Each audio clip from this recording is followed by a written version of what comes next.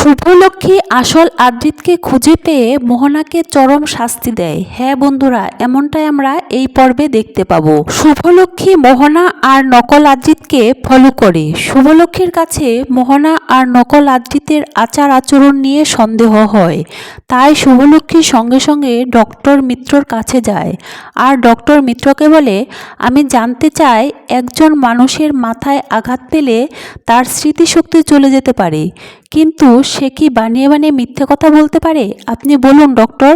তখন ডক্টর মিত্র শুভলক্ষ্মীকে বলে, আমার কাছেও আদ্রিতের মাথায় আঘাত পাওয়ার ব্যাপারটা নিয়ে সন্দেহ হচ্ছে। শুভলক্ষ্মী তখন ডক্টর মিত্রকে বলে, এমন নয় তো, মোহনা আমার আদ্রিতকে লুকিয়ে রেখেছে আর আমার আদ্রিতের মতোই দেখতে ওই ছেলেটাকে আমাদের বাড়িতে পাঠিয়েছে। ডক্টর মিত্র তখন বলে, হ্যাঁ হতে পারে এমনটা। এরপর শুভলক্ষ্মী বাড়ি চলে আসে আর মোহনা চলে যাওয়ার সময় হলে শুভলক্ষ্মী গেটের বাইরে ওয়েট করতে থাকে।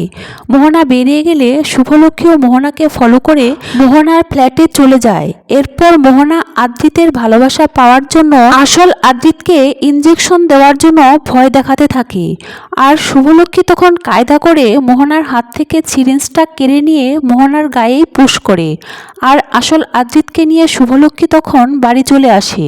এরপর বাড়ির সবাইকে ডেকে শুভলক্ষ্মী আদ্রিতের শার্টের কলার ধরে বলে, তুমি কে, এক্ষুনি এ বাড়ি থেকে বেরিয়ে যাও। সবাই তখন নকল আদ্রিতকে বাড়ি থেকে বের করে দেয়। তো বন্ধুরা, এমনটাই যদি গৃহপ্রবেশ সিরিয়ালের পরবর্তী এপিসোডে হয় তাহলে তোমাদের কেমন লাগবে কমেন্ট করে জানিও। ধন্যবাদ সবাইকে।